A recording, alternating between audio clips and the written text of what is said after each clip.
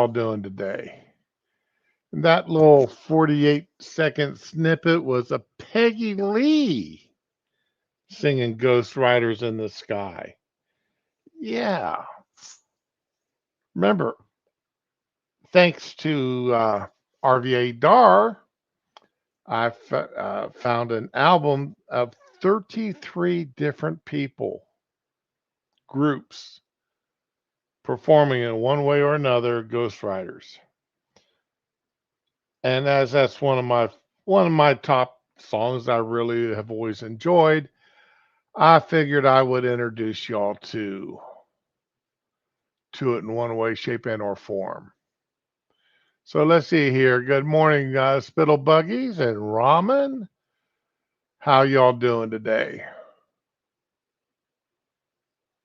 All right, and I'm MJS5. Why is it I do not know what that means? I'm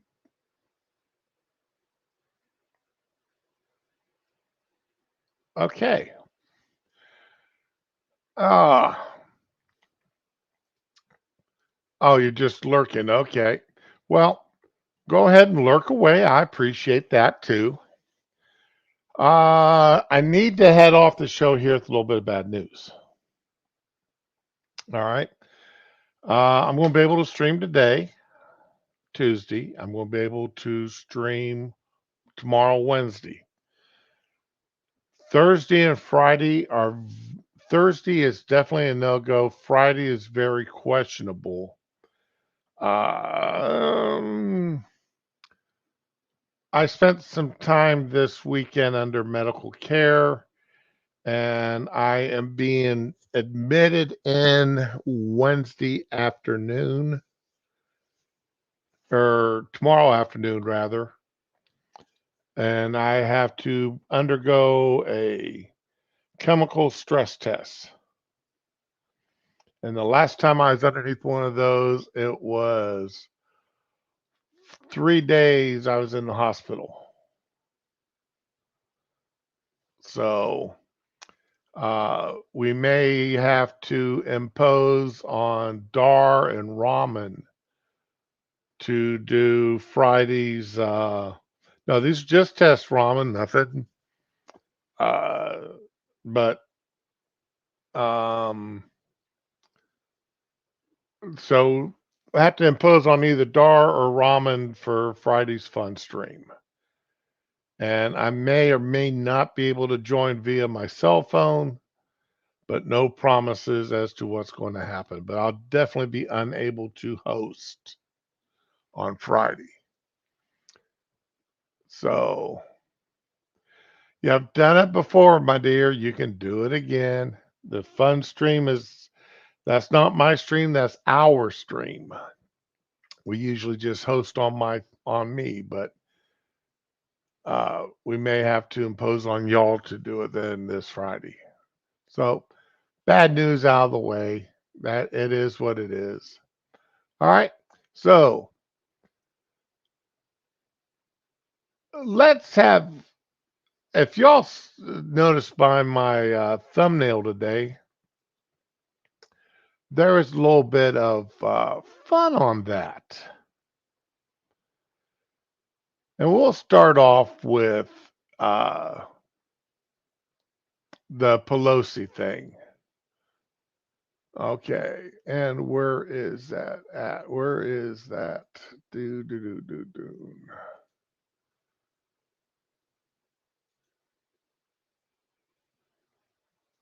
Why can't I find it now? I had it. There we go. There's a Josh Hawley introduced a bill. Um, the title of the bill is Preventing Elected Leaders from Owning Securities and Investments, otherwise known as the Pelosi Act.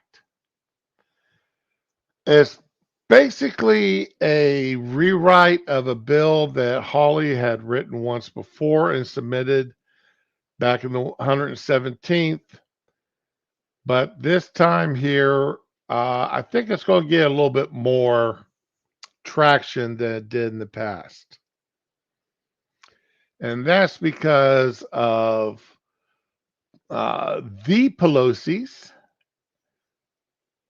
uh, selling a crap ton of Google stock just a few days or a couple weeks before the Department of Justice decided that they're going, or rather announced that they were filing a lawsuit against Google.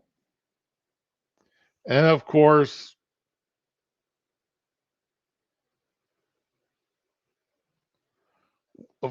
once they did that and they made their millions and millions of dollars, Google stock tanked after the announcement of the congressional act. Sean, why did they do it?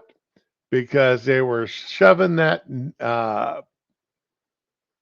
needle, stiletto, a pointy object into the side of Nancy, saying that we're tired of you making millions and millions of, excuse me, your husband making millions and millions of dollars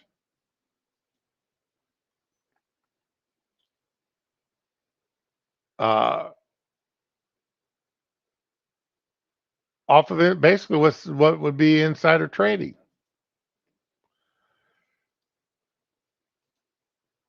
Uh, Here's the bill itself.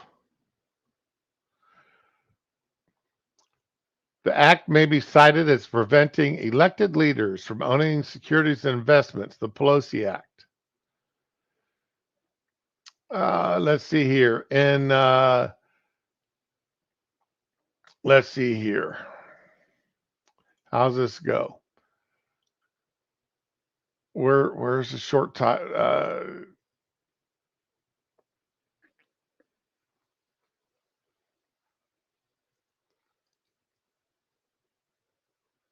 Okay, here it is. Exceptions provided in subsection B: a member of Congress or any spouse of a member of Congress may not, during the term of service of a member of Congress, hold, purchase, or sell any covered financial instrument. The prohibition under subsection shall not apply to sale by a member of Congress or spouse that's completed by a date that is in its 6 months. All right. As a member of Congress serving on the last day of enactment, preventing elected leaders from owning security investments, 180 days after that, and for any member who commences service, will have 180 days to sell off their stock, to sell all this stuff off. And the penalties, a loss of transaction involving shall be conducted in violation, will not be deducted from the amount of income, tax owed by the applicable member or spouse. Um, yeah, I mean, and then subject to civil fines. So all this is this going to stop Congress critters from doing this kind of crap? No, because it's only dealing with them and their spouses. But as we have learned and observed, children of elected leaders will often get involved. You got that 10% for the big guy. And while somebody may claim that they even had to borrow money at the end of their term of office in order to move out of government housing, all of a sudden, within just a very short period of time, they come multi-millionaires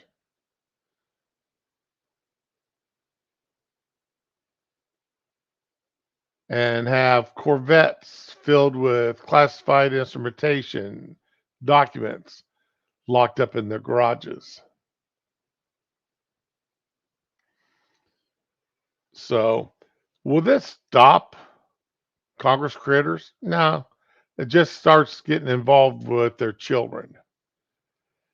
And I'm going to be honest. If I was doing something crooked, if I was doing something shady, if I was doing something that I did not want the general populace to know about, even not as a worldly known, widely known individual,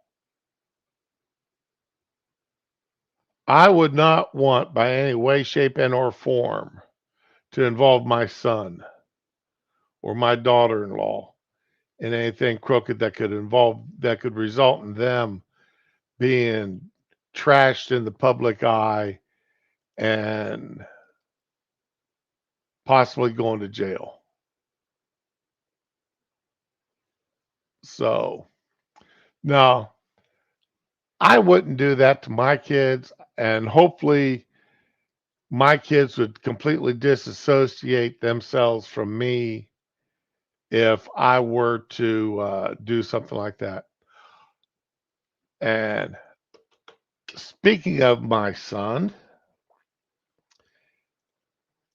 another piece of good news. I mean, I should have said this earlier to offset the bad news with the good news. There is to be another grand shroom in the family.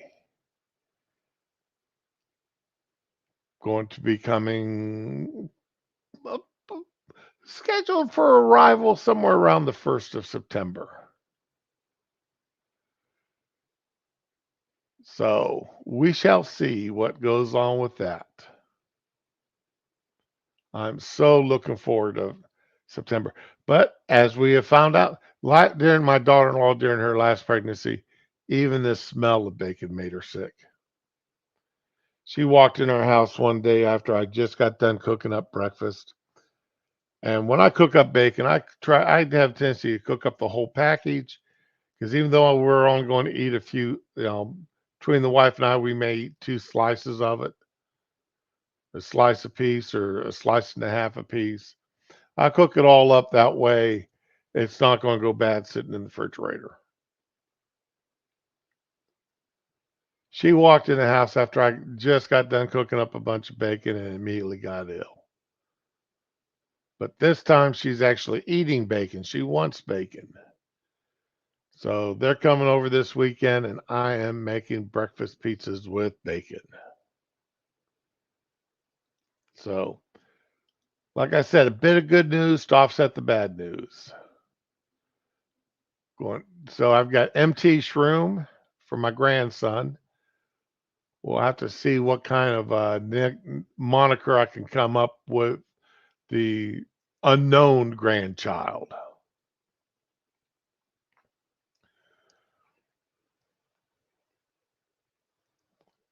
Now, but getting back to the Pelosi Act, the last time Hawley submitted this bill, it didn't go anywhere.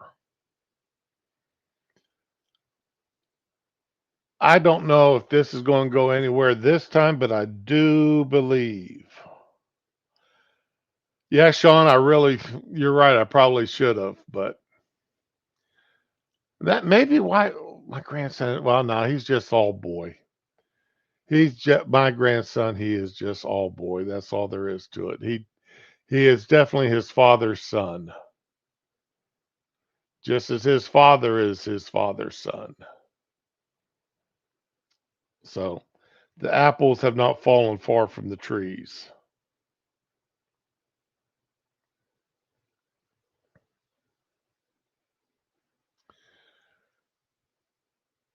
But that's not the only bill that has been brought up. Matt Gaetz has brought one up, a resolution. Okay, let me see if I can. And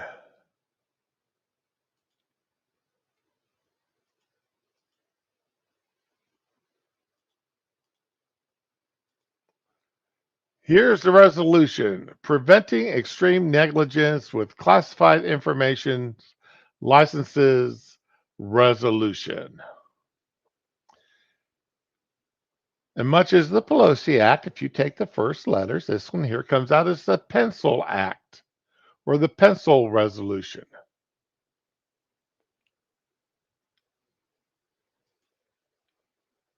Any guesses who this is directed against?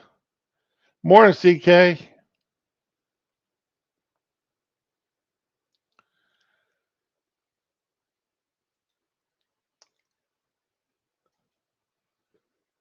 If you're familiar, no, oh, is there an acronym for penis? I haven't seen one yet. That'd be interesting to see if the Democrats come up with one.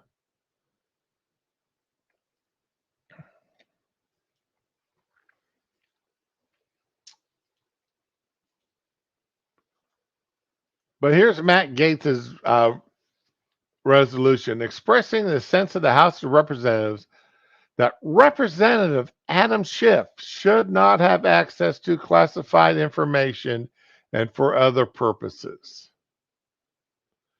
Expressing the sense of the House of the Representatives that Schiff, whereas Adam Schiff served as chairman of the House Permanent Select Committee on Intelligence from January 3rd, 2019 to January 3rd, 2023. Uh, and as ranking minority member from January 3rd, 2015 to January 3rd, 2019. Whereas in December 2017, Representative Schiff falsely claimed the Russians offered help, the campaign accepted help, the Russians gave help, and the president made full use of that help when referring to unsubstantiated claims of collusions between former President Donald J. Trump and Russia during the 2016 election. Let me see what's got my dog going so crazy here, real quick.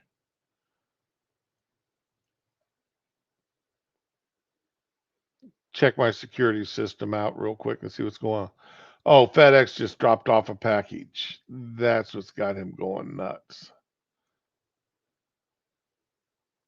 Well, it's not my medicine, but it's a pretty good sized package. We'll see what's going on with it after the show. It tain't a thing. It tain't a thing. Got puppies calm down now, though. All right. Let's see. Whereas in 2019, January 2019, Representative Schiff claimed that there was clear evidence on the issue of collusion between Trump campaign and Russia. Whereas in March 2019, every Republican member of the Permanent Select Committee on Intelligence signed a letter stating they had no confidence in Representative Schiff as Representative Schiff as chairman. Whereas principal collusions of the Mueller report determined there was no criminal collusion between Trump campaign and Russia. Whereas in 2020, Schiff contacted Twitter asking the tech giant to take action against alleged harassers and spreaders of misinformation, including the removal of content created by State Department staffers, such as quotes, retweets, and reactions to content that challenged Schiff's baseless claims of Russian collusion. Whereas in 2020, Representative Schiff's office requested Twitter stop the spread of future misinformation on Twitter regarding committee staff and reduce visibility of any content he disagreed with. Whereas Representative Schiff has proven himself untrustworthy by advancing falsities about former President of the United States, Donald J. Trump, as related to unfounded allegations of collusion with the Russian Federation and attempting to cover his abuse of discretions with legislation. And whereas at Representative Schiff can no longer be trusted by his colleagues in Congress or the American people, now there be resolved that Adam Schiff should not have any access to classified information, that Schiff should be investigated by the Committee on Ethics for potential collusion with rogue elements of the Department of Defense in an attempt to tarnish the reputation of former President Donald J. Trump. And any comments made by Representative Schiff during any proceedings of Congress regarding Russian collusion and the Trump campaign be officially struck from the record. Now remember, Schiff, he made up a letter and read it into the congressional record.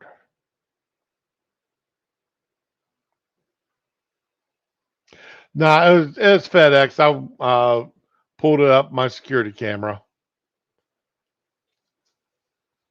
Remember, uh, these were preparing, exciting, and nefarious and indiscriminate socialism for all NPC stupid Americans. I like that, CK. But remember, Schiff made up a letter and read it into the congressional record, proposing it to have been written between Trump and Zelensky.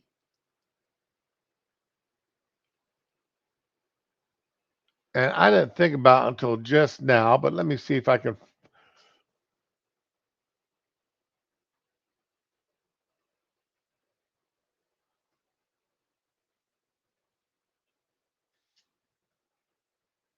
Okay.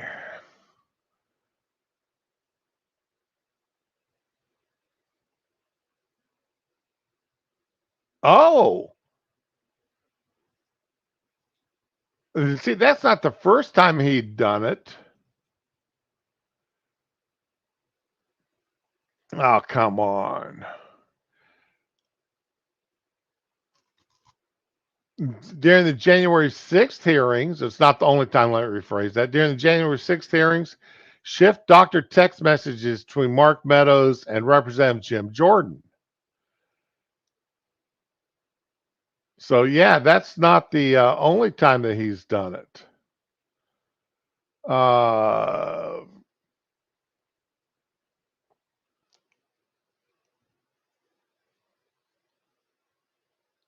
okay, here we go. It wasn't a fake letter; it's a doctored transcript of the Ukraine call. All right, where is this? Is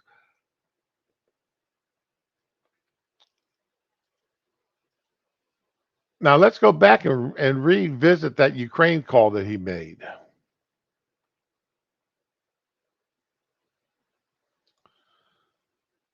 Oh, come on. God, this is Washington Times. I hate you. In his opening statement, Schiff said Trump asked for President Zelensky for fabricated dirt on Joe Biden and said Mr. Trump threatened to make the same request by the Zelensky 8 times. Both quotes not in the transcript. When it came time for his to question Joseph McGuire, Turner noted inaccuracies uttered to a large TV audience as Democrats revved up talk of impeachment. And yes, Zelensky or Schiff did fake that transcript, did lie into it.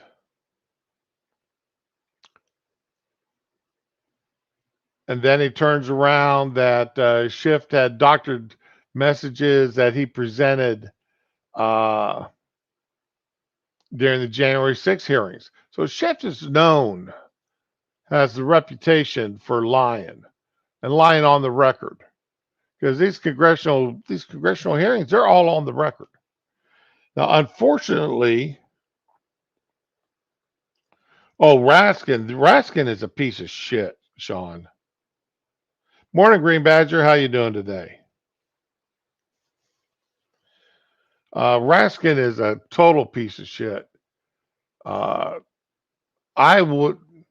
I had followed him somewhat before the impeachment hearings and knew he was a troublemaker before that happened, but I didn't realize how bad he actually was until the impeachment hearings started getting ramped up.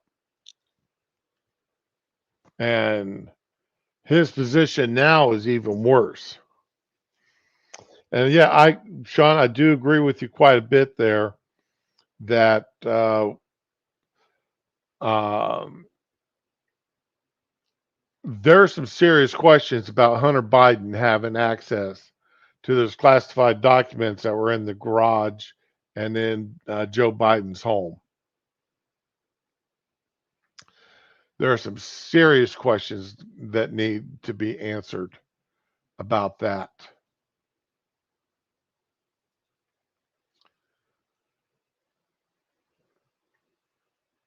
Now, Gates has, back to this here, Gates, I've said it before, like MTG.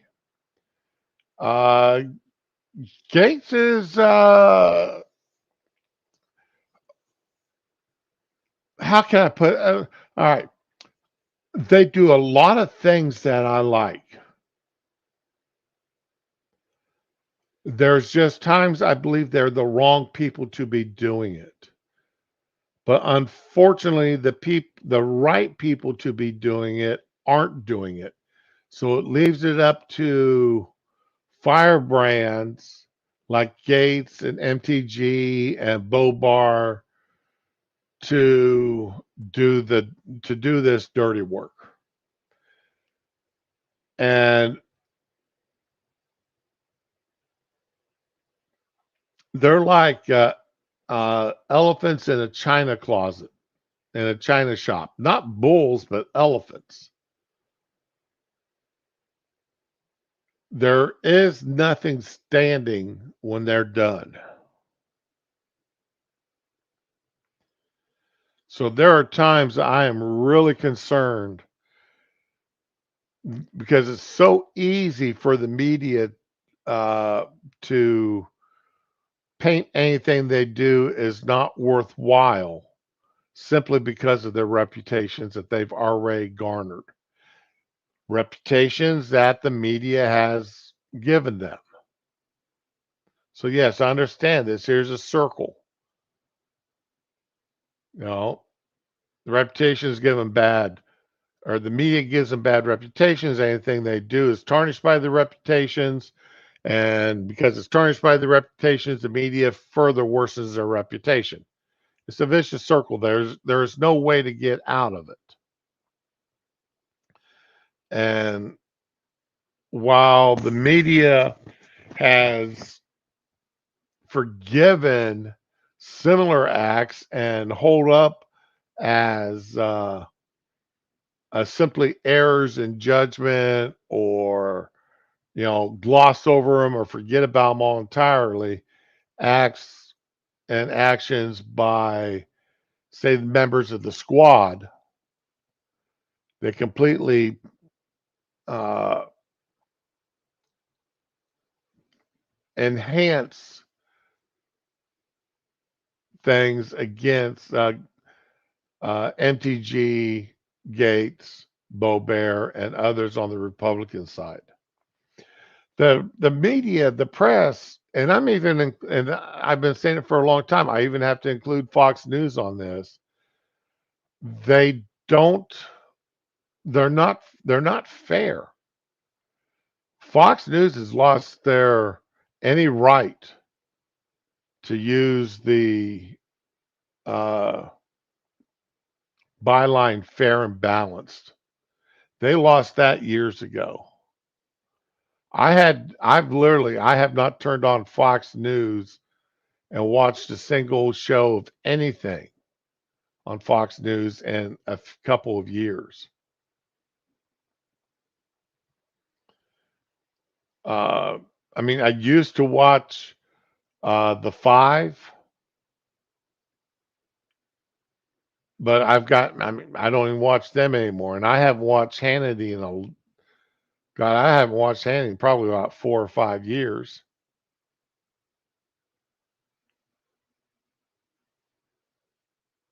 So, yeah, there's just nothing there on Fox News that interests me anymore for the most part.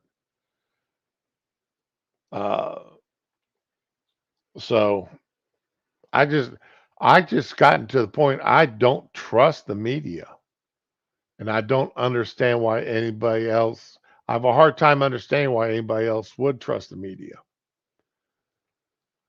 So, if you want to read the Pencil Act or the Pencil Resolution, I'm posting that now. Even though I did read the vast majority of it. And here is the Pelosi Act.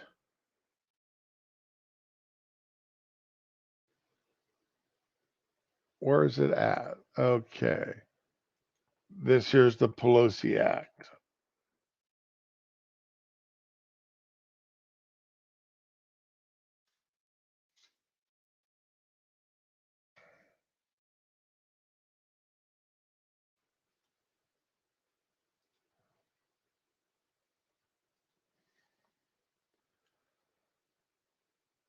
I'm trying to close out some tabs here so that I've got an idea of where I'm going next.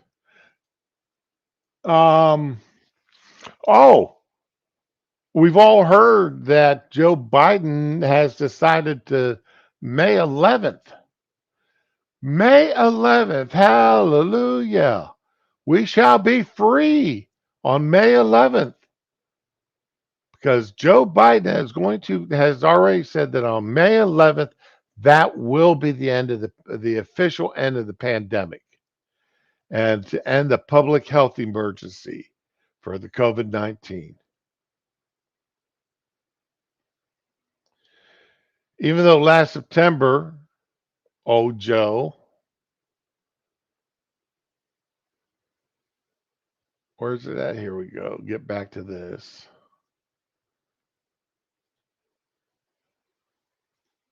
You know, last November, Joe had this to say, or last Is September. the pandemic over? The pandemic is over. Is the pandemic over? The pandemic is over. Now, this is a very, very, as you can tell, cut scene. And it's very, very, very likely that old Joe said a lot more after that. Yeah, Sean, but the heavy foot of the federal government is off our necks on on May 11th, because the pandemic from COVID-19 will be officially ended.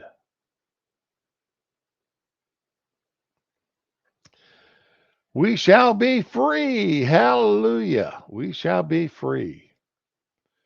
Now, that's still not going to say, and I'm going to lay odds that there will be schools and cities and towns requiring the use of face masks. Even here in this little burg of a place I live,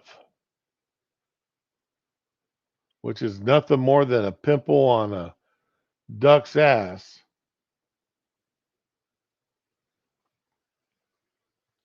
there's some places of business that still want you to wear a mask, that still have freshly painted or freshly applied decals for the social distancing.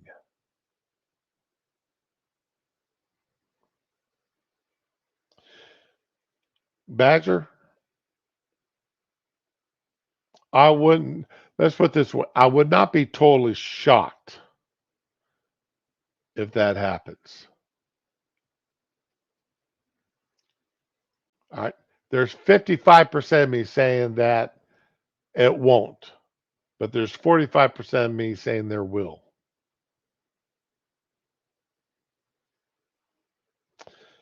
Yep, only 2 weeks to slow the spread. That 2 weeks turned into 3 years.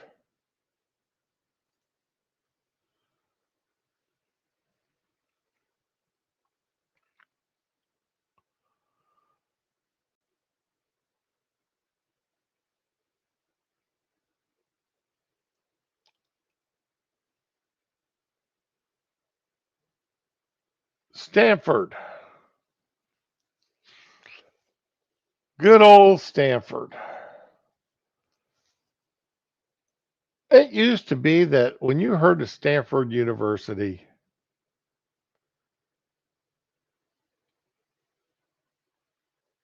it was usually for good stuff. Now, it was, even though very liberal arts college, it was usually very good stuff in the news about Stanford. Of course, I'm talking pre uh, Clinton attending Stanford. Ivy League West, yep.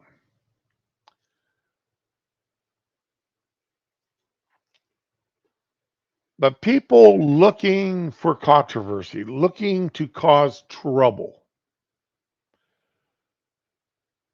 at a college. Now, remember, one of the things about colleges, about going to college, going to university, is to expand your knowledge, to read and be exposed to ideas that no matter how ugly and disdainful they are, you have to be exposed to them to know what they are, to know why they were ugly, why those ideas should not um, ever resurface. These are ideas that have been publicly condemned around the world, not just by small pockets of groups of people. All right.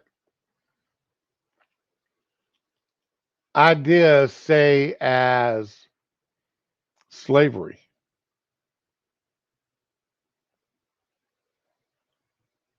and why slavery should be continued. These ideas, racism, why judging people as an individual or as a group by the color of their skin or where they're from,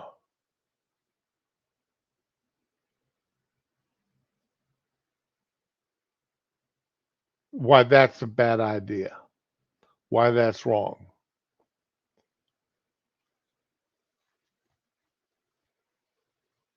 Now, there are certain ideas, certain philosophies of life that are just wrong. I mean, uh, Mao's little red book, okay? The books and letters written by Karl Marx, the things they advocate for in these books or in their life philosophies, we just know they're wrong. But in order to ensure that other people don't bring up these ideas and think that they're right, we need to have a way of exposing people to these ideas and to counteract them with why these ideas are wrong. But in order to counteract them, you have to expose them to this idea first. And among these books is Hitler's autobiography, Mein Kampf. Now, I read Mein Kampf in high school. I read Mein Kampf as part of my political sciences course. I read Mein Kampf again when I was doing some other things where I was comparing Mein Kampf to Marxism to Mao's Little Red Books, etc. Do I own a hardback copy of Mein Kampf? No. I used to, but when I got rid of all my hardbacks, I got rid of it. Oh, morning, Becca. I didn't see you slide in.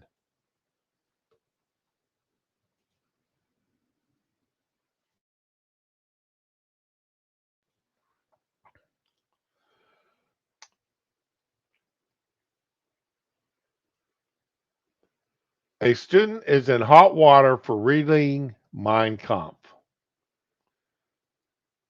The student was photographed reading the book, and an image later posted to Snapchat. Snapchat is now facing backlash through the university's campus life programs. An email was sent out to Jewish Stanford students by two rabbis who work for Stanford's Hillard House that said it can be upsetting to hear how incidents like this, Jewish people belong at Stanford, and we deserve to be respected by our peers. All right. Now, much as I would say against to any members of any ethnic or religious organization,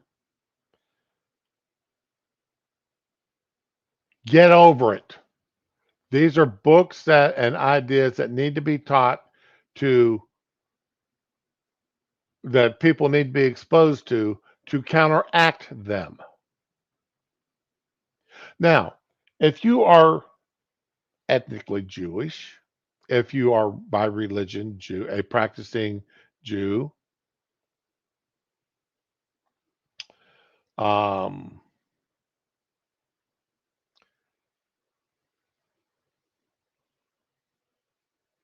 and for some reason you can't handle being exposed to that book, should you be given a pass on being exposed to that book? Okay.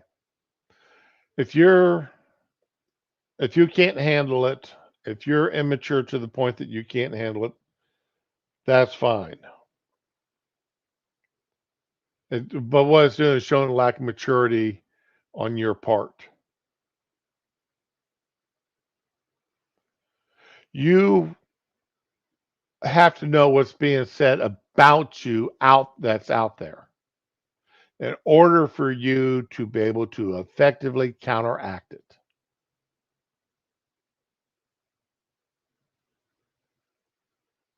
You have to.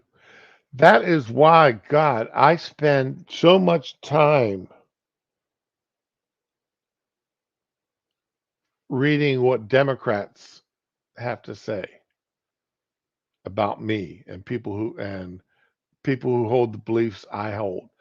Why I spend time, you know, on black Twitter and black TikTok. My God, the crap that gets said against white people that is out there, and you know, if you said that against the black people, you've been permabanned. But they get away with saying it against white people.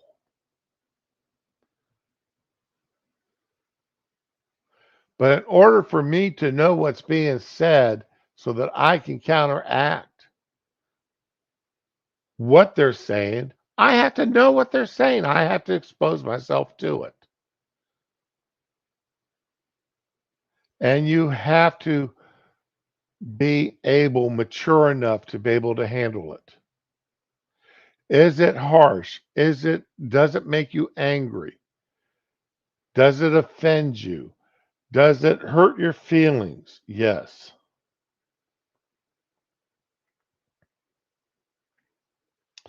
Evidently, Badger.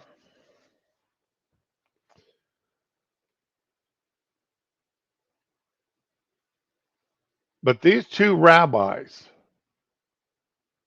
send out this email about this. The student is even being formally reported over the photograph. A protected identity harm report has been filed after circulation of a Snapchat screenshot of a student reading Mein Kampf.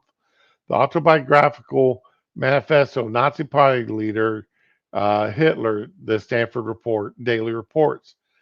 The protected identity harm reporting process is the university system to address incidents where a student or community member feels attacked due to their identity. The mere fact that somebody was reading a book that offended you is enough for you to feel attacked.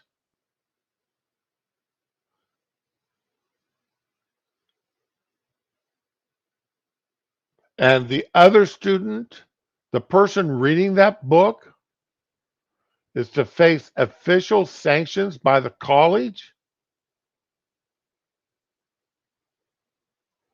That is what more of an attack on the basic First Amendment rights of that student can you? He's doing nothing but reading a book. A book that is assigned reading in classes. Most political science classes have got you reading parts of Mein Kampf, have got you reading parts of Das Kapital, have got you reading parts of Mao's Little Red Book, of the Marxist Manifesto. You have to read parts of these things so that you understand and can compare and know what's gone on in the past.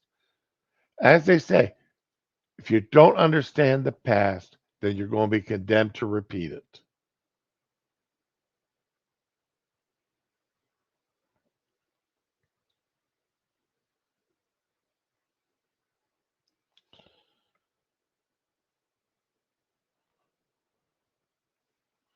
Oh yeah, that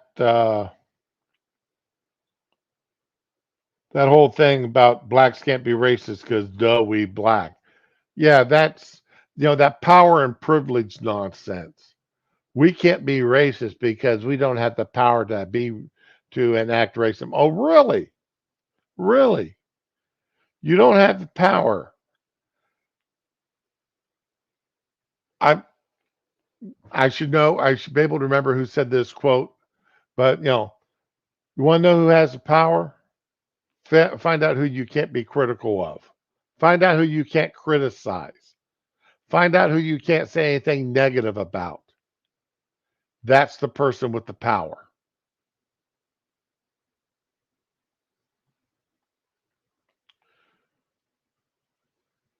The photo of the student reading the book was posted to another student's Snapchat chat story Friday. The residential community where the students live reportedly took swift action. Although it's unclear what specifically was done, thankfully, not everybody on board with this mob campaign. I'm sorry. Or no, I'm not sorry. But anybody who gets offended at the sight of somebody reading a book, and it has so offended them, it has so hurt their feelings, it has caused them so much pain, mental pain and anguish, that they want that student officially sanctioned by the college, putting their college career at risk and possibly even their future livelihood.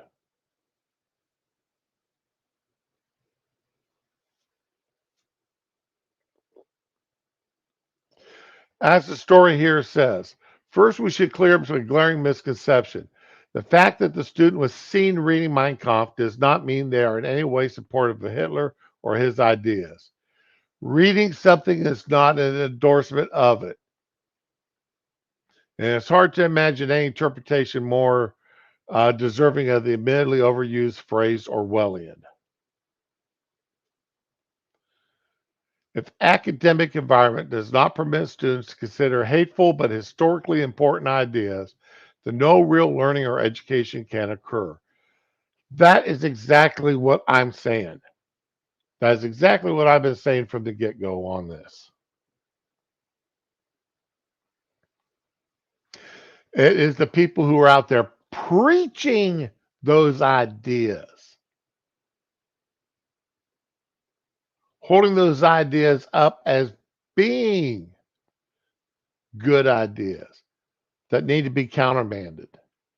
And you can't countermand them unless you know what their ideas are in the first place. You have to be exposed to them in order to countermand them.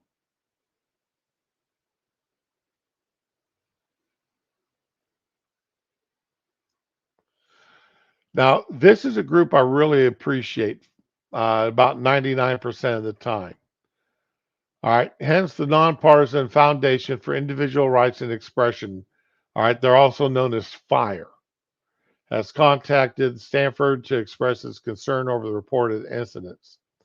Universities cannot institute Orwellian reporting systems that pressure students to confess, take accountability, and promise to change, all for the reading of the wrong book. Students who object to a peers reading material are not without recourse. They can ignore it, employ their own expressive rights to offer personal critiques or even harsh criticism.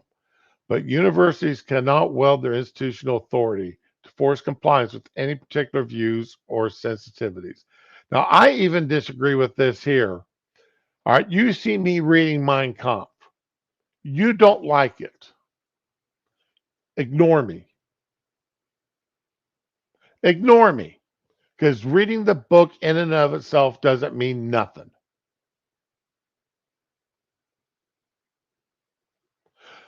Don't come up to me and start offering me criticism for reading the book.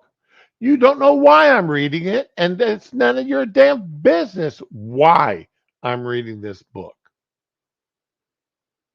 And damn sure you better not come up and offer me a harsh criticism. Because again, it's none of your damn business why I'm reading this book. Rather than assuming that I'm reading the book for in with ill intentions, why don't you assume I'm reading it so that I understand what somebody else thought and I'm trying to learn why this is a bad idea?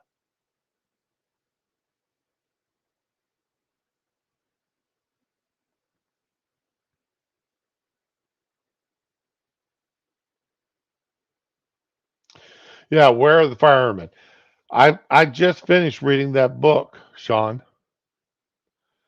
I just finished reading 451.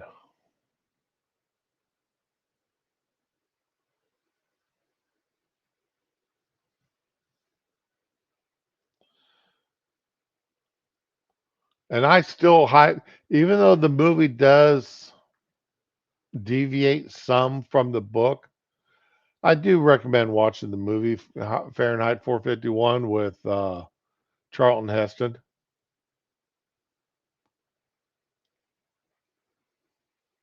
I do highly recommend that.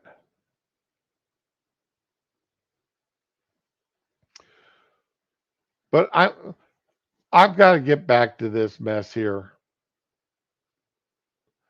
There is 451. I mean, that book is amazing. That really is.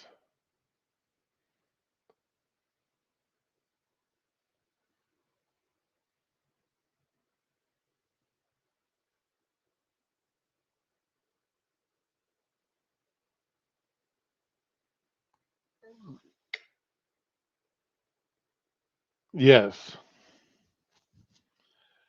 Fury. The book is smoke and the movie is good with a capital G. It is really, really great. Um, and it doesn't get enough. It really doesn't get enough praise. It doesn't get shown enough. But then movie, that movie is, I can understand why liberals don't like that movie. I can understand why some conservatives don't like that movie because they don't like the idea that they all think that their version of censorship is good. When censorship, 90% of censorship is bad. Now, are there ideas? Are there things that should not be discussed depending upon the ages of the people involved?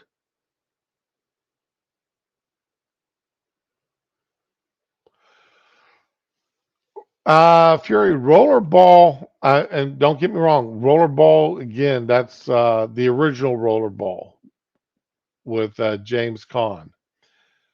That movie is, if you get into the movie, if you get into what was going on with the movie and what it was, you know, you analyze the movie, then yeah, but then that would be same way with Alien Nation. You actually have to sit down, analyze the movie to understand the message that it's giving out.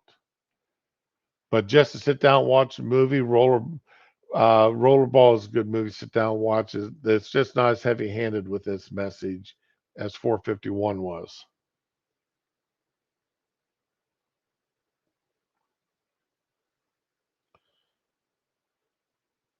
The remake movie was terrible. The original James Caan was fantastic.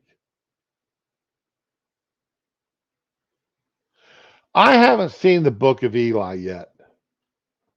I have not seen that. Like I haven't read the mailman or the last mail carrier or something like that. I haven't. I've got them both on my to-do list. I just haven't done it yet.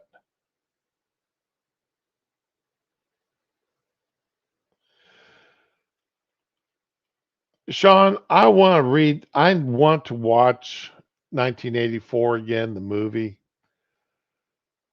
I don't know if I could put myself through reading it again. Oh yeah, they remade Rollerball, and the remake absolutely. It was horrible. It was absolutely terrible. It lost all context with the original movie. You know, it's like even the remake of Papillon was better than the remake of Rollerball.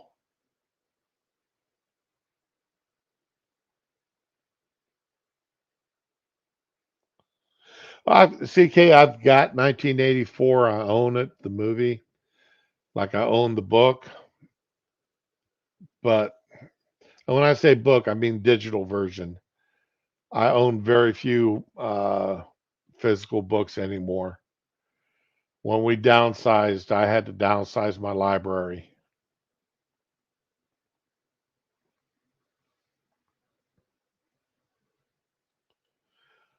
But 1984, uh, that is just such a heavy book to read that I've absolutely had to be in the mood to read it.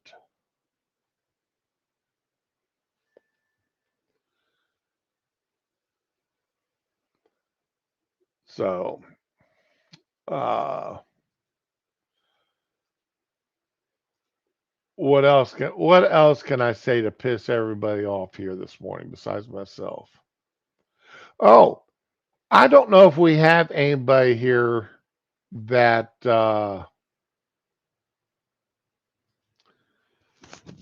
lives in California. Um, but see, California gave out a bunch of money last year. The middle class tax refund. All right, they sent out a what is it here? 16.5 million copy or 16.5 million checks, either by direct deposit or debit card. and the refund is supposed to reach over 18 million people, but it's taxable people. I hope you save back some money because the federal government is taxing that as ordinary income.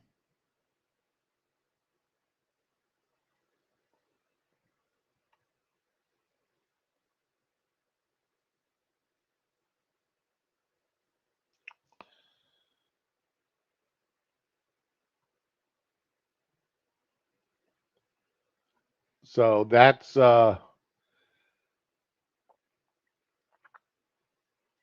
that's a thing you gotta look at. Okay, that money was and is taxable, and even if you have not gotten it yet, if the state says that they sent, if you get their 1099 I believe it is, but if you got the 1099 from the California state government, that means you got to pay taxes on that money because that it was reported to the federal government to you as income. So, yes, California, thank you much. I'm glad I don't live in California.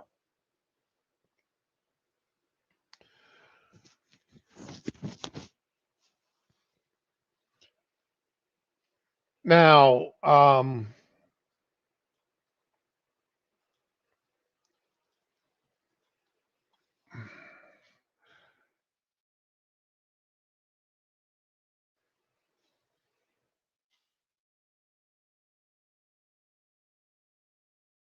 I am going to now we're going January 27th, just a couple of days ago. That was the Holocaust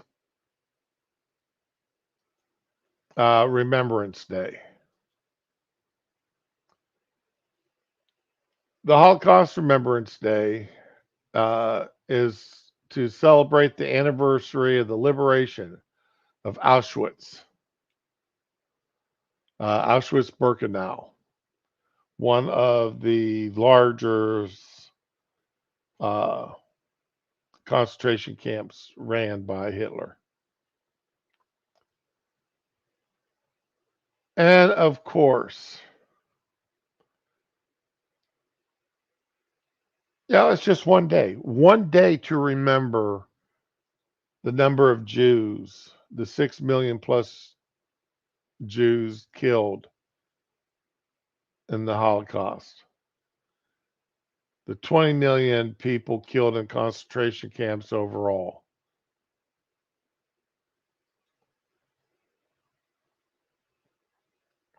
And the left is not happy with that.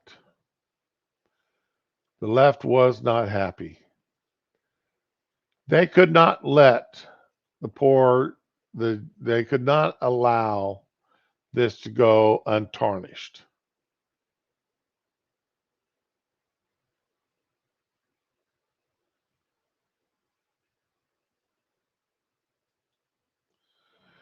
Jews do not have a monopoly on persecution, major paper complains on Remembrance Day. A Kentucky newspaper published an op-ed on National Holocaust Remembrance Day telling Jewish people they do not have a monopoly on persecution and atrocities. Nobody's ever said they did. But this was one day to remember the number of Jewish people killed, lives destroyed, families completely wiped out in a very short period of time during Hitler's reign over Germany.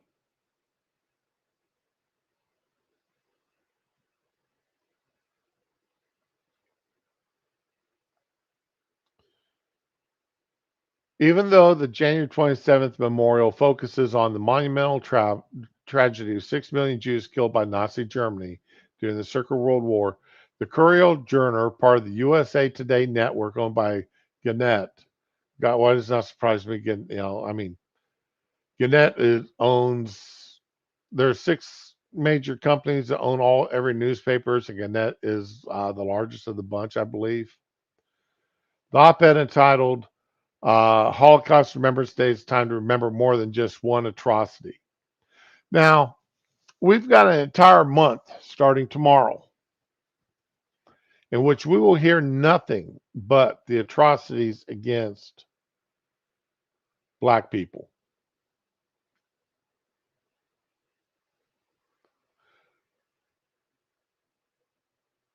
An entire month. Will this newspaper run such an article? Yeah, I've said it. I just said it, and I'll say it again. I'll probably say it. By the end of the month, I'll be so damn tired of hearing about the atrocities against black people and the history of racism in the United States against black people.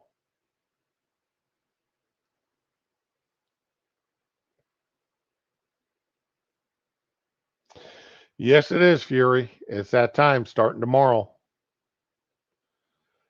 It's time for me to go even further off the television.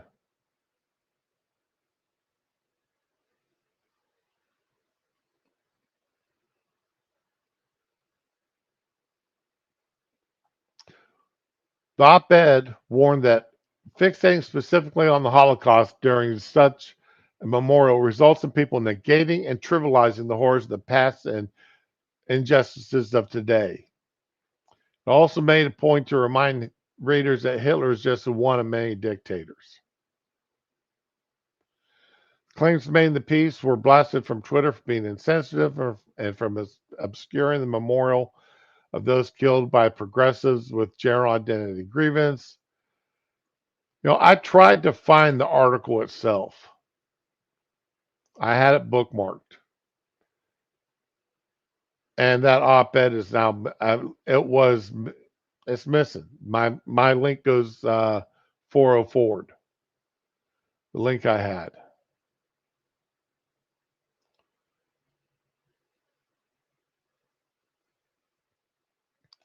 One day a year, we are asked to remember the atrocities that happened to the Jewish people during Nazi regime. One day, I don't think that's too much to ask. I really don't. Just one day.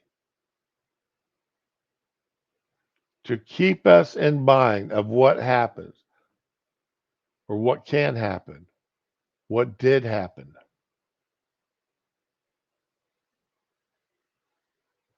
to a group of people based on nothing but their religion, their cultural identity. Especially when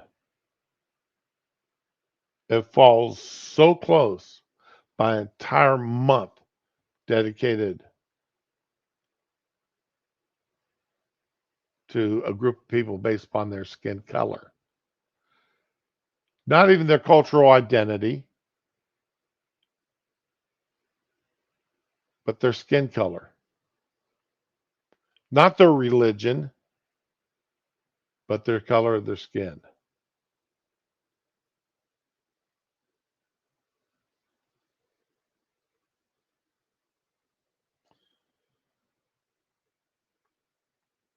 Hey, Rise and Shine, how's it going?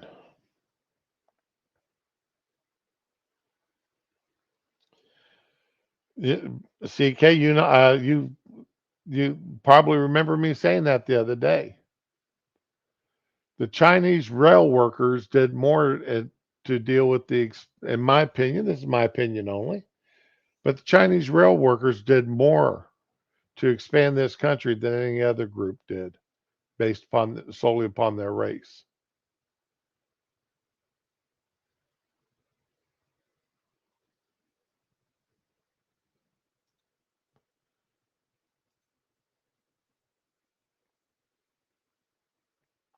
Anyway, yeah, Gannett newspapers. God, I love you guys.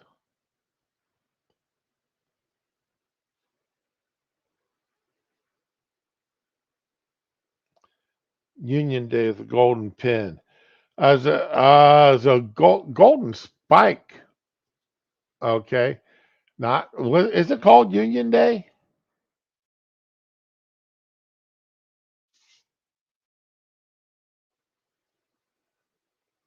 Now Union Day commemorates the 1947 Pagalong Conference.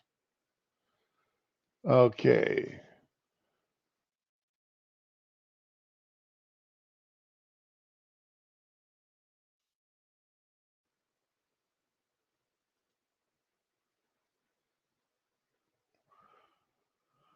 Let's see here. The golden spike, known as the last spike, is the ceremonial 17.6 karat gold final spike driven by Leyland Stanford to join the rails, the first continental railroad across the United States, connecting the Central Pacific Railroad and the Union Pacific Railroad on May 10th, 1869, at Promontory Summit, Utah Territory.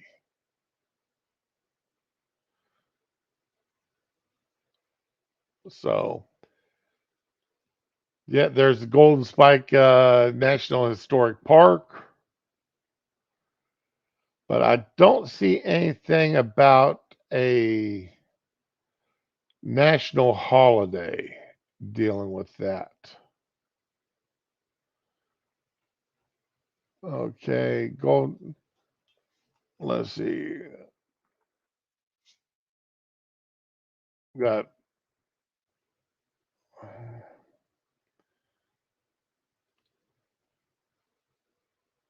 yeah, I don't see anything about a holiday about dealing with May 11th. So let's just go this way here. May 11th holidays.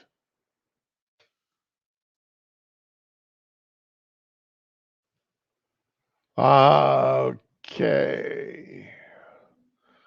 Well, if all right, so let's take a quick. Let me share this real quick. Here we go. Present, share screen. All right. May 10th, Windmill Day. May 11th, Eat What You Want Day. All right. May 12th is Limerick Day. So, yeah. May 11th, holidays observances. Do a quick link there. Let's see here. May 11th, donate a day's wages to charity. Eat what you want. Hostess cupcake. Foam rolling day for massage. Okay. Hey, one for me. National Night Shift Workers Day. Okay. Receptionist Day. Root Canal Appreciation Day. School Nurse Day. Twilight Zone Day. Hey, that's one I can appreciate. World Ego Awareness Day. World Facilities Management Day. Wow. Somebody's ego is so big that they need to have their own awareness day.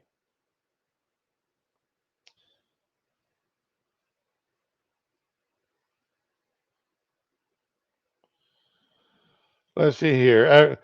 Man, I tell you, Badger, I made up some cupcakes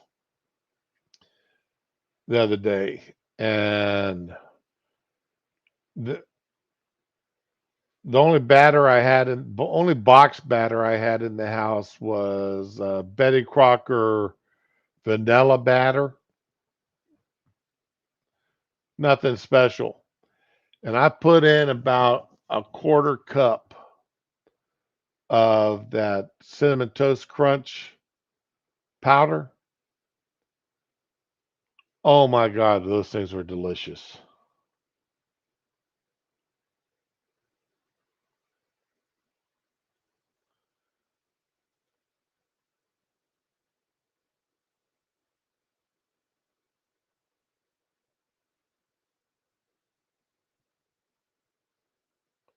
Yeah, if you're absolutely right. The Transcontinental Railroad. That's what I was saying. Transcontinental Railroad is is the major accomplishment that allowed the settling of this country.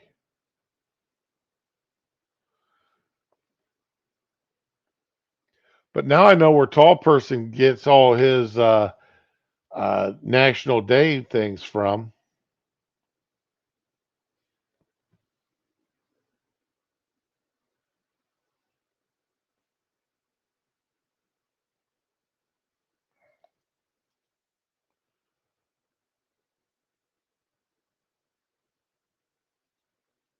Oops, I just lost that.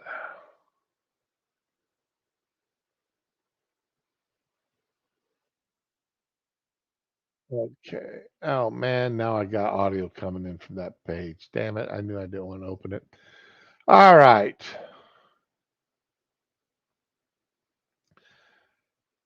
Yeah, I'm going to jump on my illegal immigration soapbox here for a moment. This is a short one. This is a short one.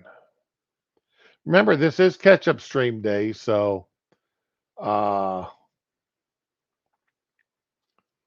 there's things I want to talk about, which have already happened and other people probably already know about. But this is something I don't remember anybody talking about.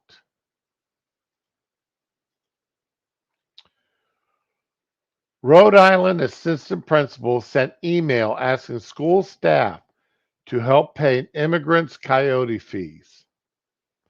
Now, they forgot a word right here.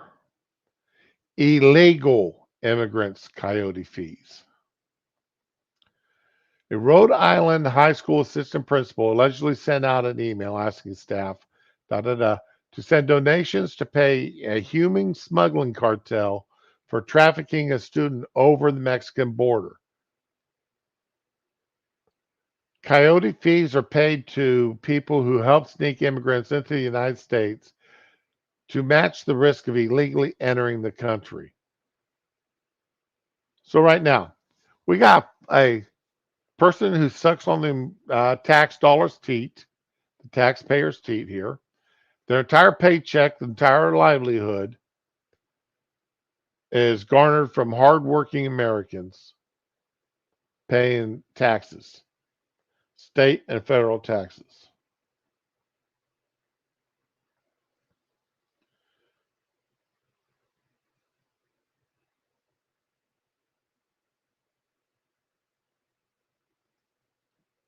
And she sends out an email asking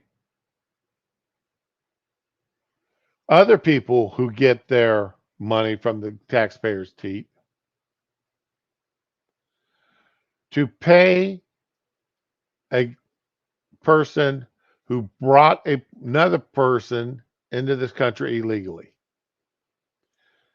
Stephanie Harvey, the assistant principal at Mount Pleasant High School in Providence, sent an email obtained by reporters Thursday asking for donations for the students' coyotes, who she claimed are a group that helps people.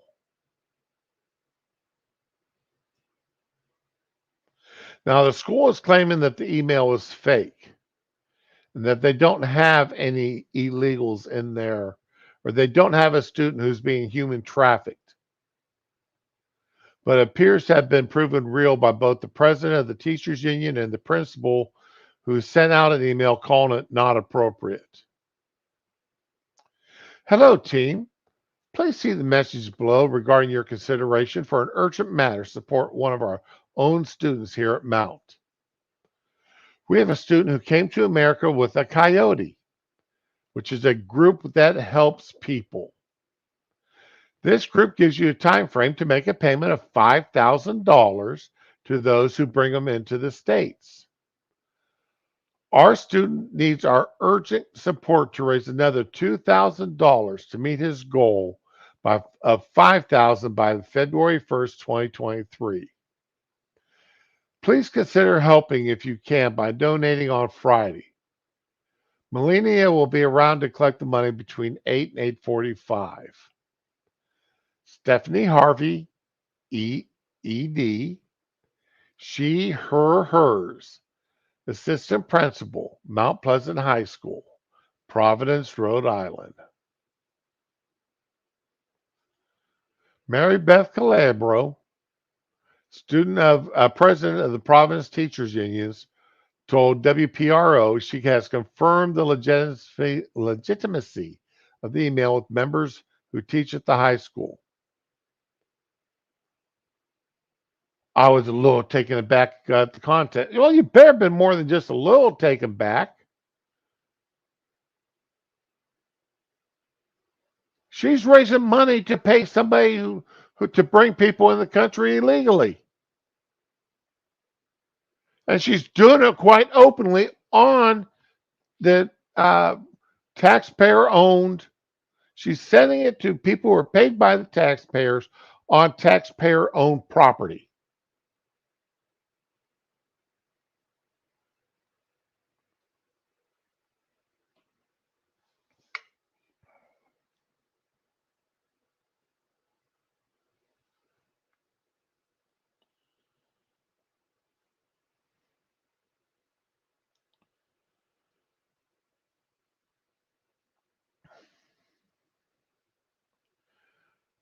Calabro said some of her members thought it was a scam to try to trick members out of their Social Security money and said her members were concerned.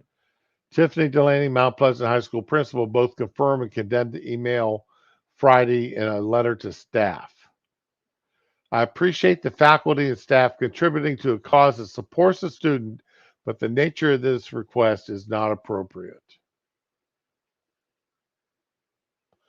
All funds contributed will be returned and will seek more appropriate methods to support our students.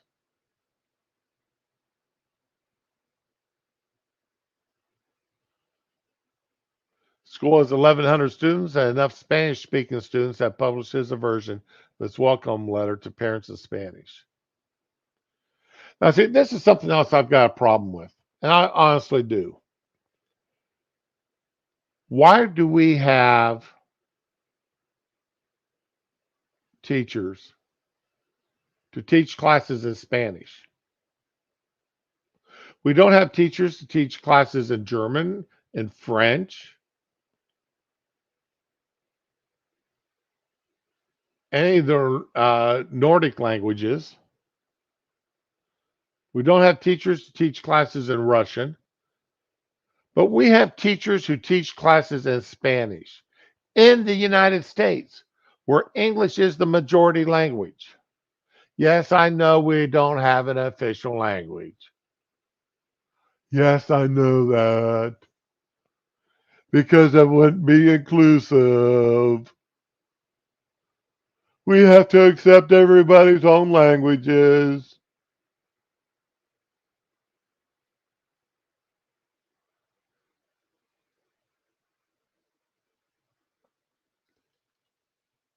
Again, I lived in other countries. I traveled throughout Europe.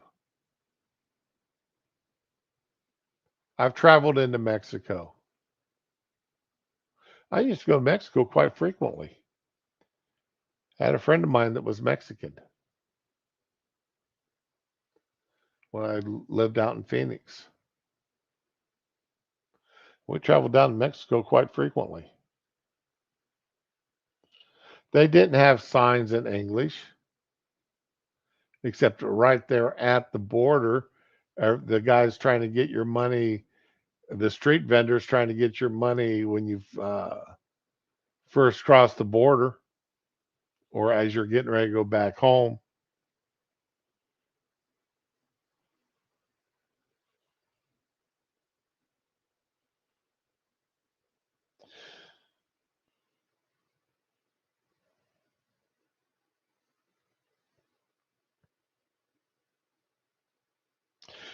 If we have classes that teach American English. You're right. We don't have classes that teach British English. Green Bay. I had to take Spanish in sixth, seventh, and eighth grade. It was a requirement. In ninth grade, I was able to choose a second language to take. My choices were Latin, French, Spanish, or German. and I took German.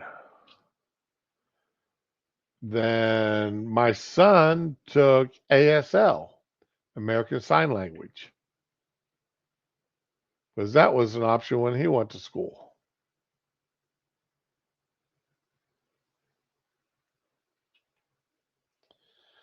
When I was in Germany, I picked up Italian, and I picked up some Italian, I picked up some French, I picked up some Czech,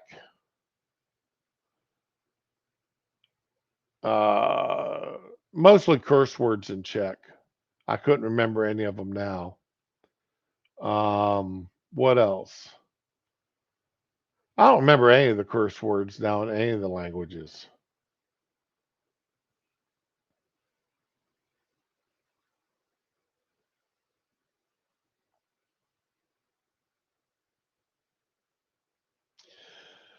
I remember a little bit of my son's ASL, but because we had to help him with it, of course. So I remember some. But anyway,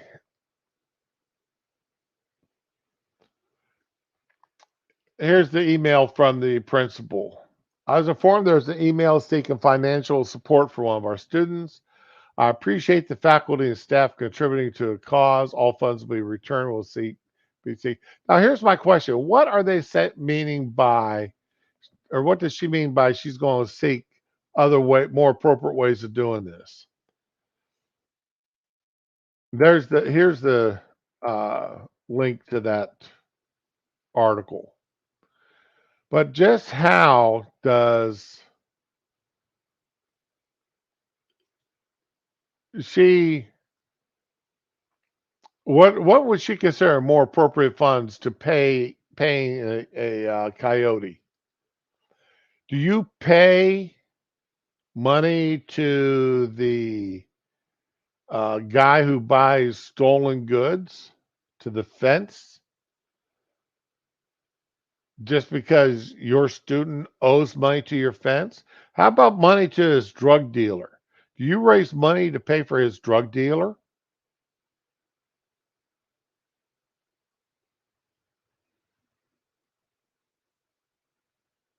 He's more likely to get in bigger, more hurt if he owes money to his drug dealer than he does to his coyote.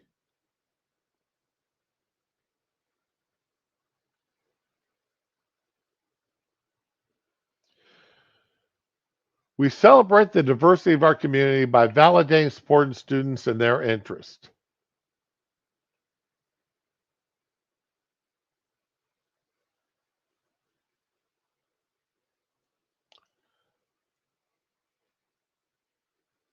We celebrate the diversity of our community by validating, supporting students and their interests. So coming here illegally, you're going to support students to come here illegally. This is a public high school.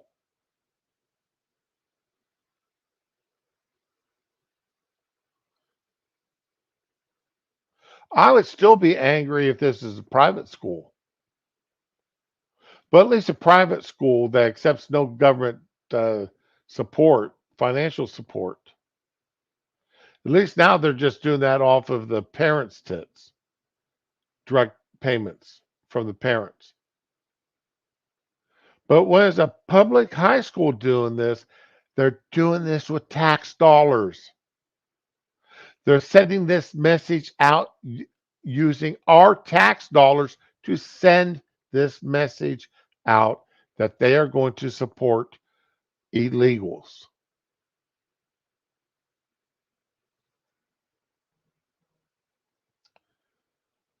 This is what gets my goat. This is what pisses me off. They have no more right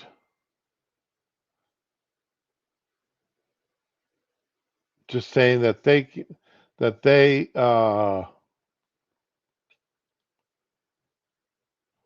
they're no more right in saying that they're going to support illegals than saying they're going to support drug dealers. There's no difference. You got a coyote, you got a drug dealer. both doing things illegal. They're both selling an illegal product. Illegal drugs, illegal entry into this country.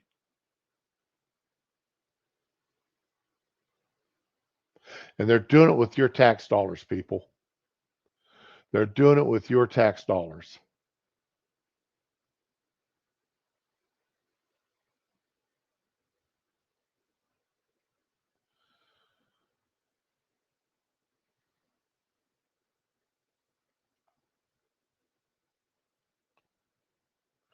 Yeah, Badger, I can't say that, but I won't disagree too much.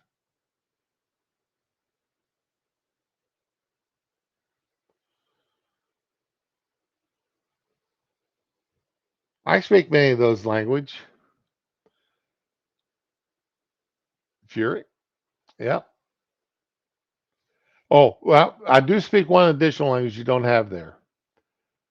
I do speak fairly fluently U.S. military.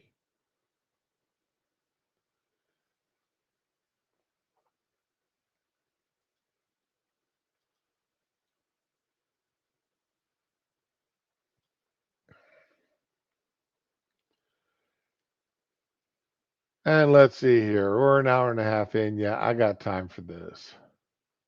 And speaking of schools sending out messages with your tax dollars,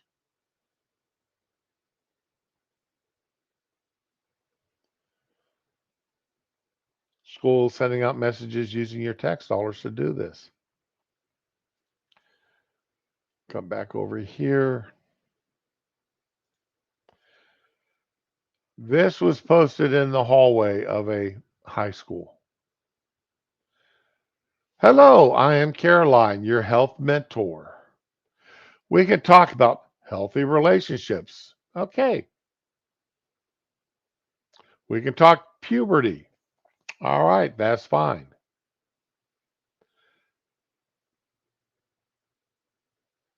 Children, there's nothing wrong with teaching children about the physical changes going on with their bodies as they go through puberty.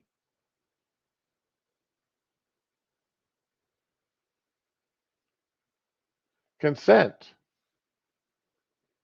All right.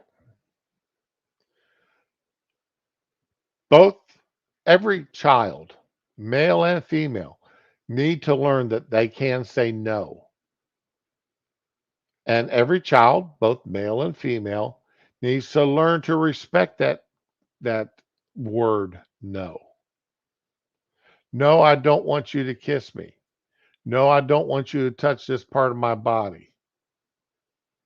Females need to learn that as well as males need to learn that. Both need to be able to say no, I don't want you to. And the other side has to learn to respect that answer and not to do it. Birth control. Now we're getting a little touchy there about birth control, but all right. STIs. Okay. Social media safety. Social media safety, as much as I hate to say it, yes, I can understand somebody wanting to teach social media safety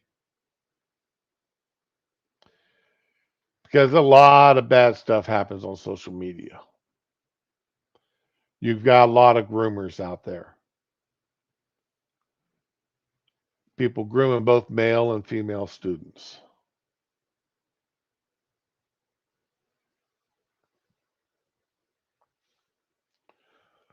Body image. For the most part, I can agree with that, but we should never be teaching somebody that a high school student who weighs 300 pounds that's a healthy body. They should be taught what being that fat at that age can do to them. How much it's going to shorten their lifespan. Pregnancy prevention, isn't that birth control? Don't these two go hand in hand? Birth control and pregnancy prevention?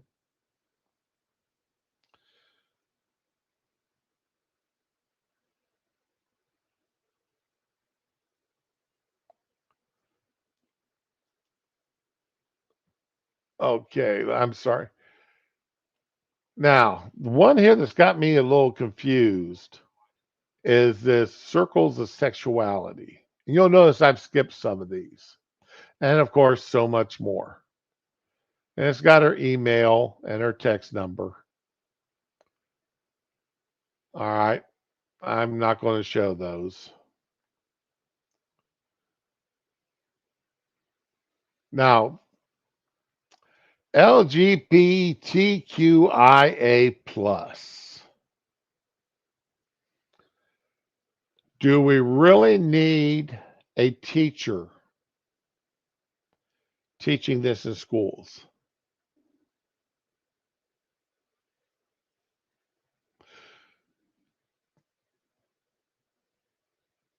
My gut response is that not only no, but hell no.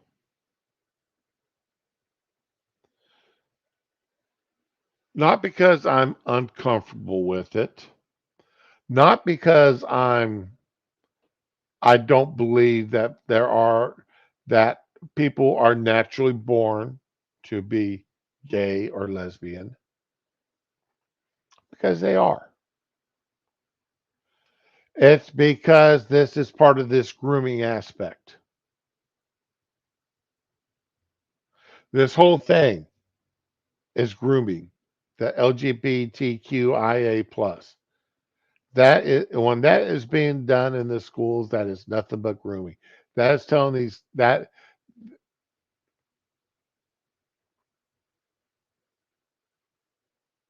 mm, mm. And that's over here. That matches now. That flips right over here with gender and identity and circles of sexuality. All three of these.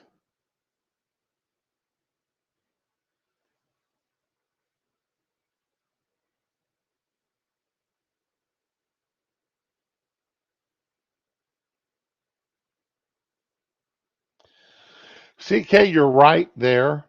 Now, I grew up on a working farm. We had animals. I understood more about sex between watching what happened in the barnyard.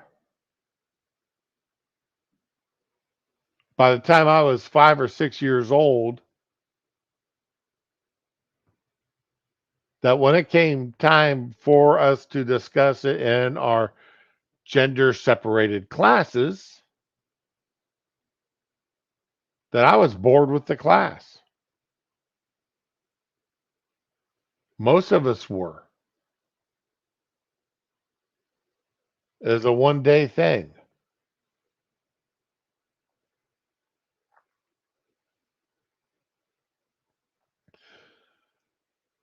But you see, and there's so much more.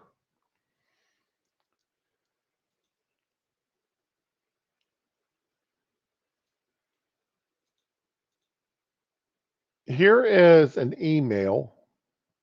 Dang it, I didn't want that.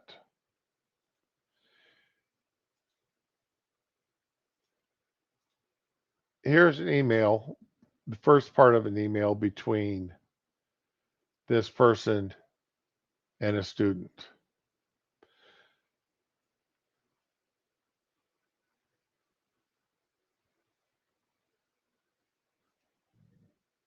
Thank you for sharing. Part is just part of it.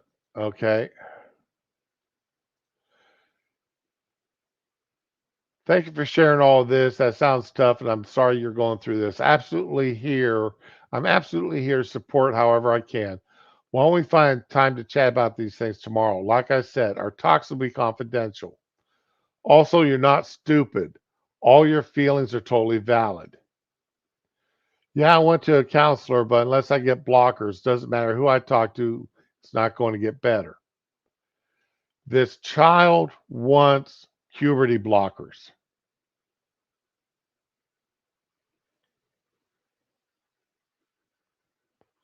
And the teacher, it makes sense that you're frustrated, especially when you know what you want and it doesn't feel attainable. If you want to come and chat, we can talk about other options, like the possibility of a free binder from My Health and other resources that might help. And the child, and you really won't tell my parents. Well, this is a young girl, because that's why they're offering her a free binder. This because they want this young girl, she wants puberty blockers, and she wants a binder so she can bind her chest. She doesn't want her boobs to show. And a teacher at a school is offering her a free binder or telling her how she can get one from My Health.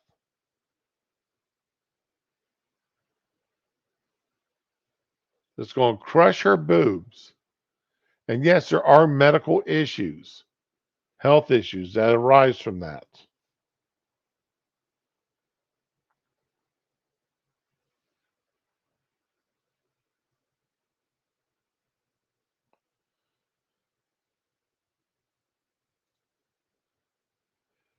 Okay, I got to get to the other part of the email here.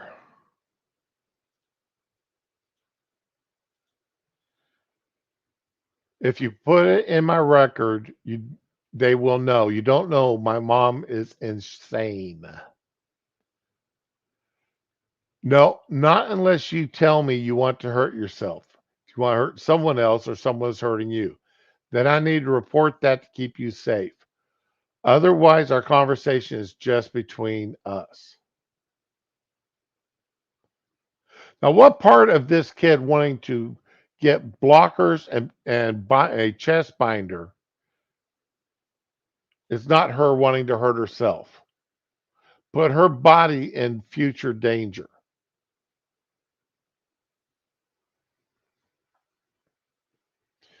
Nothing is going in your record. I usually just email your teacher for that block to let the know we have an appointment. They won't know what it's about or say anything to your parents.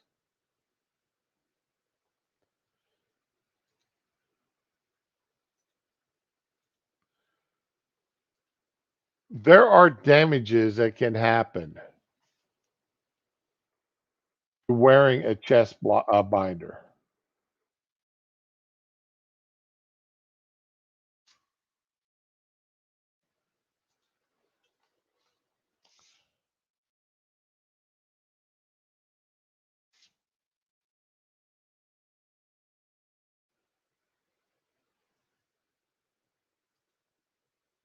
Now, I know a lot of people make fun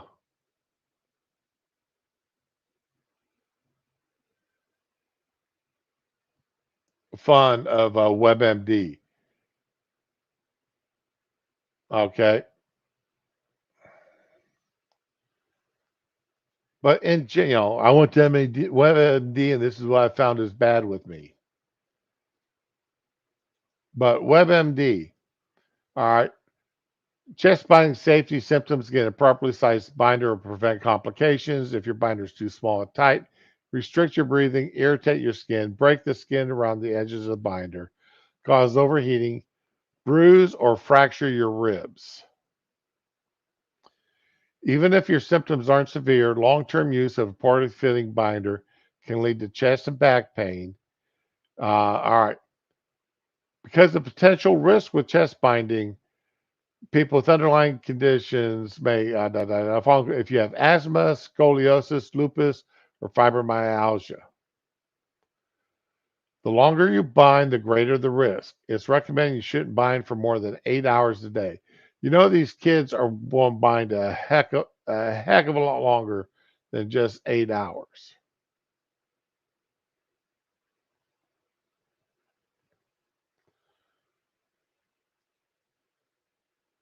Oh, no, no, no! Cancel, cancel, cancel! Almost closed the wrong tab. I didn't want to.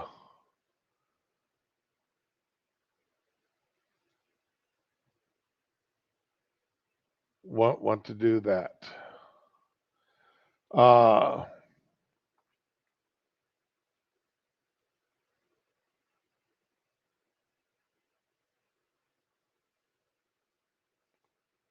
where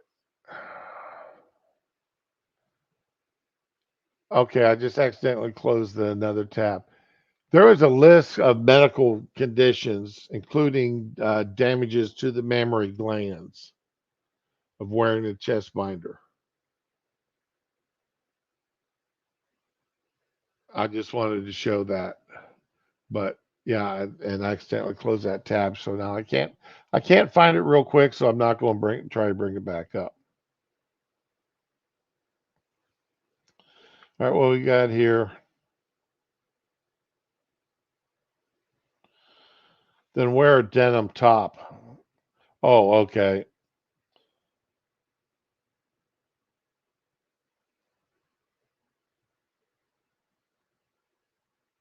Yeah, hemorrhaging, is muscular dystrophy? I don't remember that being on the list that I read this morning.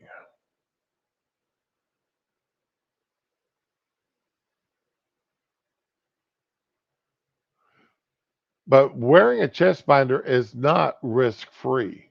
None of this stuff is risk free. But they're going to give this paid, taxpayer paid individual.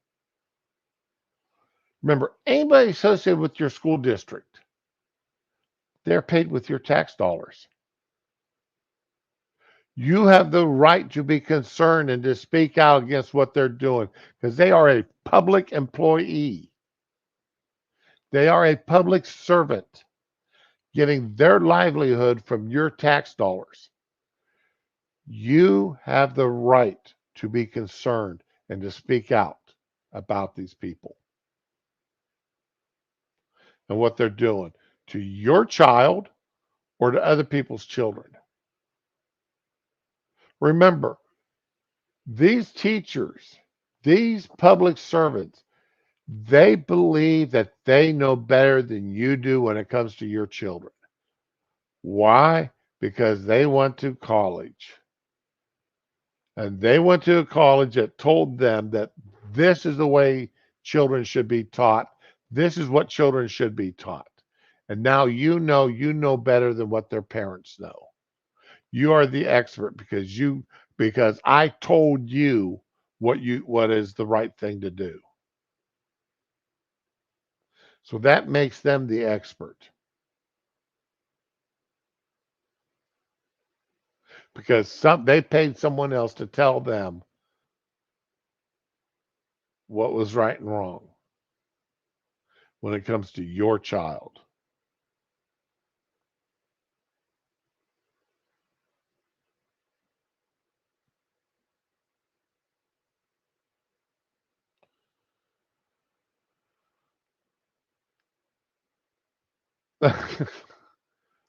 Yes, Fury. So this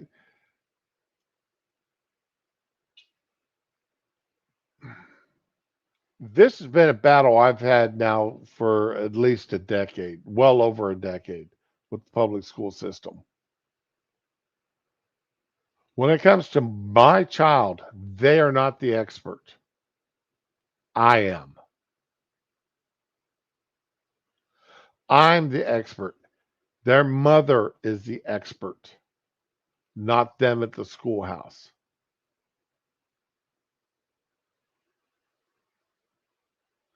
That's my child, not theirs. And their expertise is nothing more than what they were taught by somebody else. Somebody else whose agenda we don't know.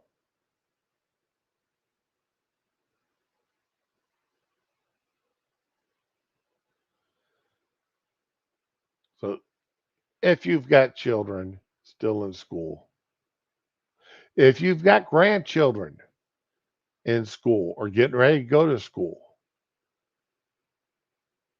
make sure the school board attend the meetings. Make sure the school board knows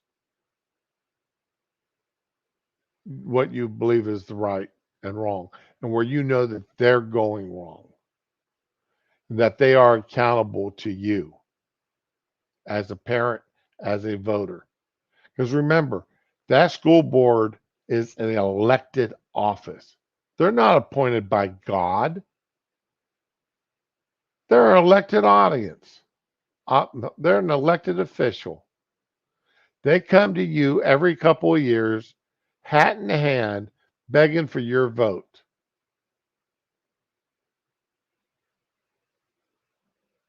And then they're turning around, asking later on, and once they've voted you, they've got your vote.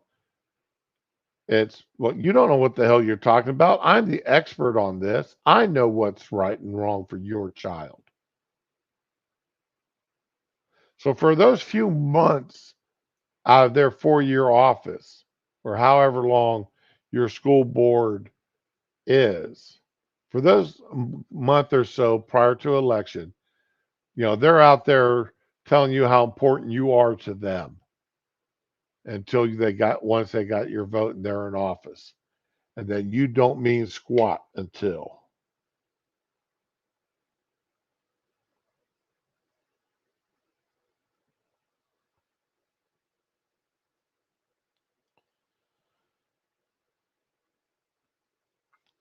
So yeah, there's a lot of, I mean, all elected officials are this way for the most part.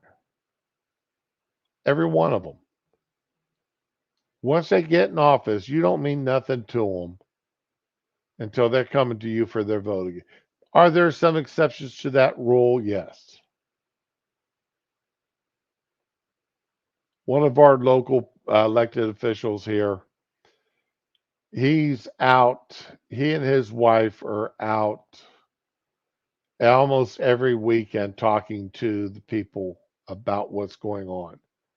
They have breakfast get togethers where you sit there and actually sit down and discuss issues with them. When I mean breakfast get togethers, I'm talking about they'll have maybe 8 or 9 people that they pay for the breakfast.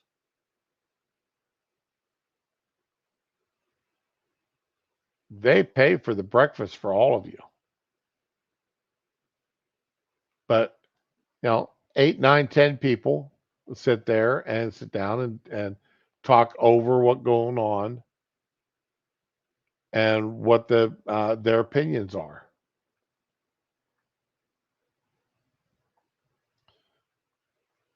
And yes, anybody can attend this breakfast.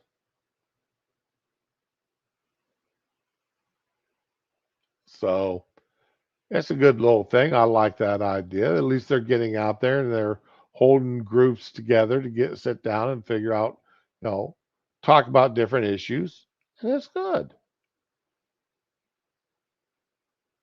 And it seems like they really care about what the voters actually think all the time.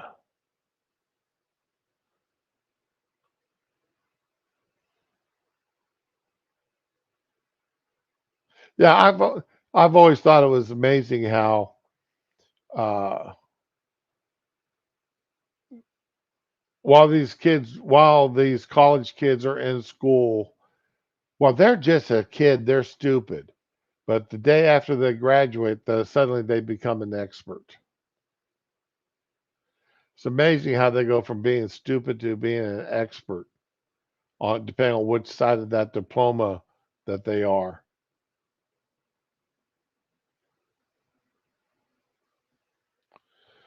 Yeah, I've got my own heartburn with with these colleges and universities, as you can tell. I really do.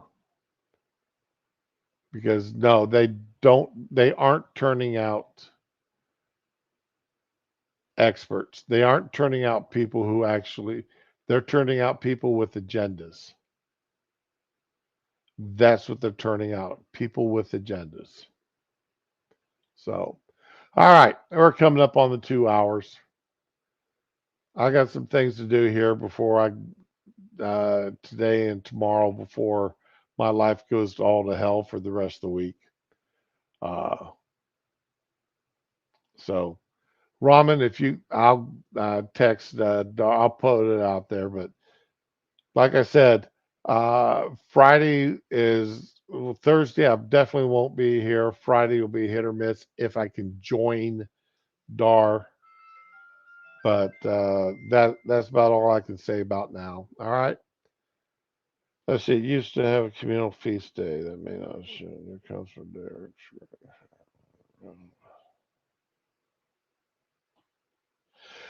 Anytime that you can get together with your local elected officials, and first of all, remind them that they are responsible to you as a voter. Remind them that they aren't gods. They're not appointed with, they did the hand of God didn't reach down and fill their heads and make them infallible.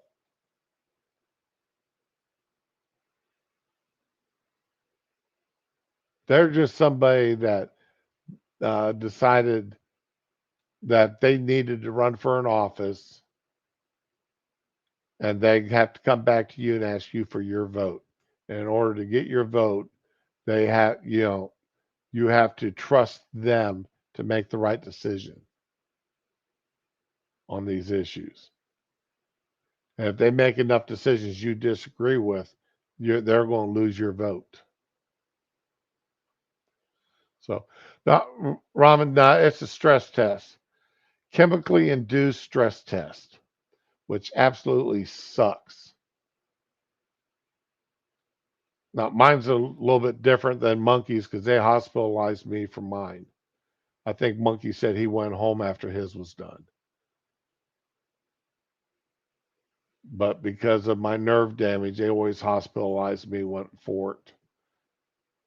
They want to keep me under observation for 48 hours because of my age and weight and other shit. So, anywho, everybody try to have a good day. Enjoy yourselves.